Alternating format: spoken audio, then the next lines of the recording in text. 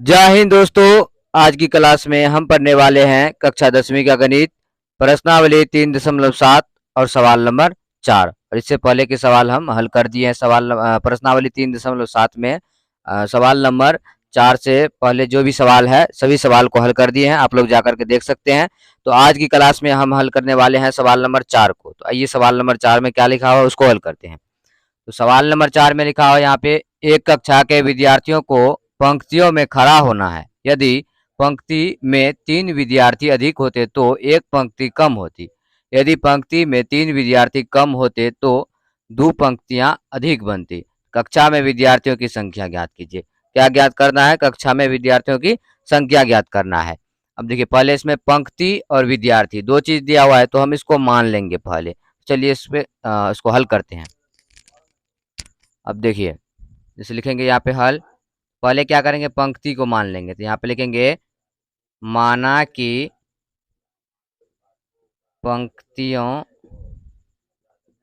की संख्या, माना कि पंक्तियों की संख्या, इसको x मान लेते हैं और पंक्तियों में जो विद्यार्थी उपस्थित है उसको y मान लेते हैं। तो यहाँ पे लिखेंगे माना कि पंक्तियों में उपस्थित विद्यार्थी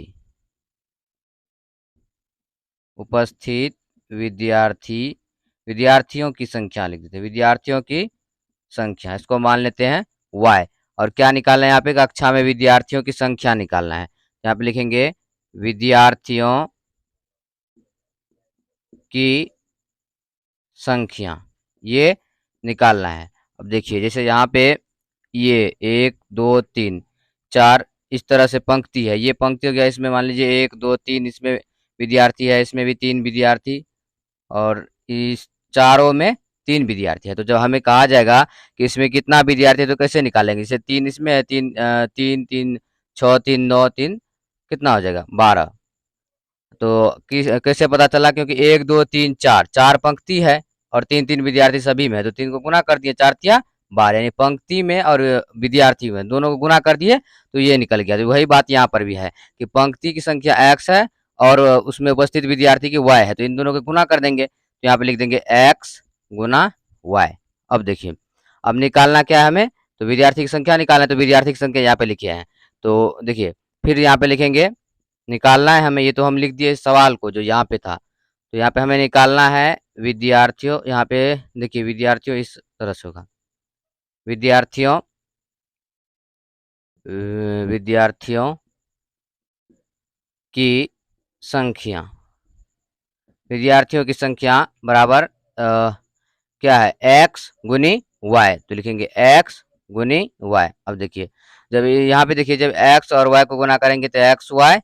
अब इसको क्या करते हैं, अब विद्यार्थियों की संख्या हमें निकला x y, तो विद्यार्थियों की संख्या की जगह पर लिखेंगे एक्स वाई बराबर x है तो x। अब सवाल को एक एक करके हल करेंगे।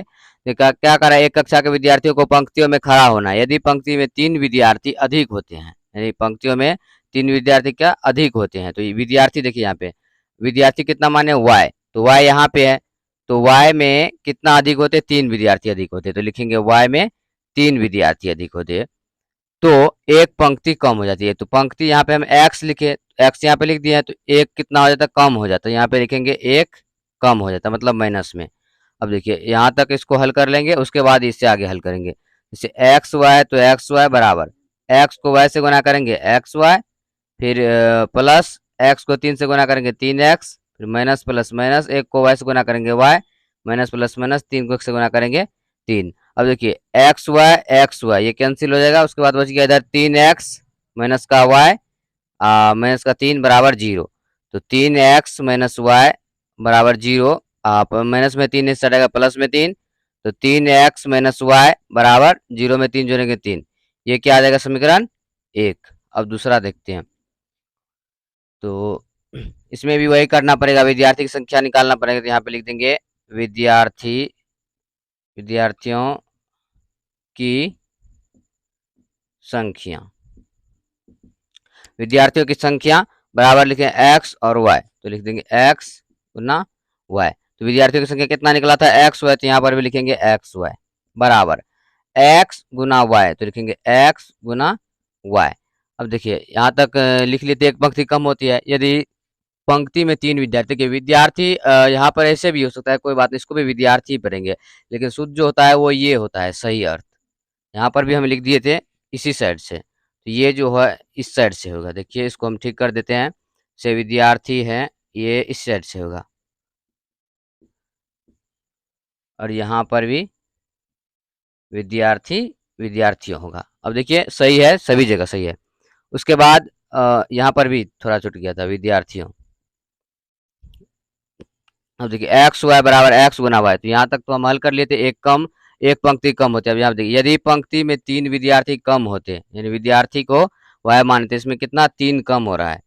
उसके बाद तो 2 पंक्तियां अधिक बनती है, पंक्ति में कितना 2 अधिक बन रही है, तो यानी कि एक्स में 2 जुट रहा है, क्योंकि एक्स किसको माने, पंक्ति को, और पंक्ति में करा 2 जुट रहा है। तो यहाँ पे एक्स वाई बराबर एक्स को वाई से गुना करेंगे एक्स वाई, फिर प्लस एक्स को 3 से गुना करेंगे 3x, प्लस माइनस माइनस आ जाएगा यहाँ पे।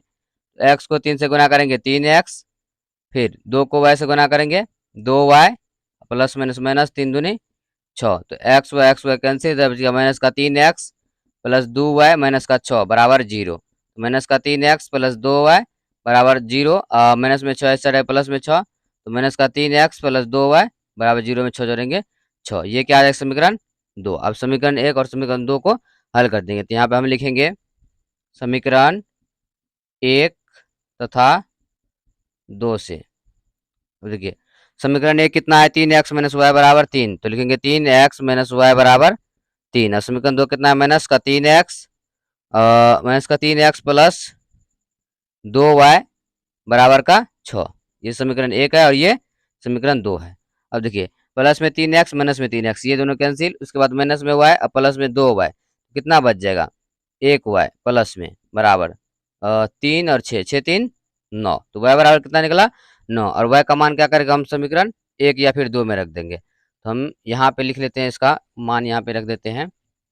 इसे यहाँ पे लिखेंगे y का मान समीकरण 1 या फिर 2 में भी रख सकते हैं, तो हम समीकरण 1 में रखते हैं। समीकरण 1 में रखने पर अब देखिए समीकरण 1 कितना है, 3x माइनस वाई, तो लिखेंगे 3x माइनस वाई, वाई की जगह पर तो रखिए, वाई की जगह वाई का मान निकला 9, तो लिखेंगे 9 बराबर 3।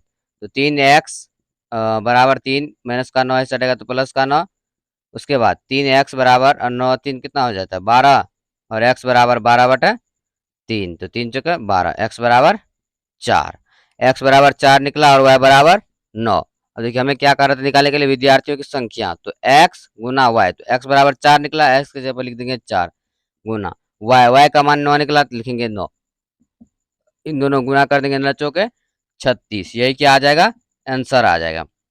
तो इसमें जो है विद्यार्थियों की संख्या कितना निकला 36।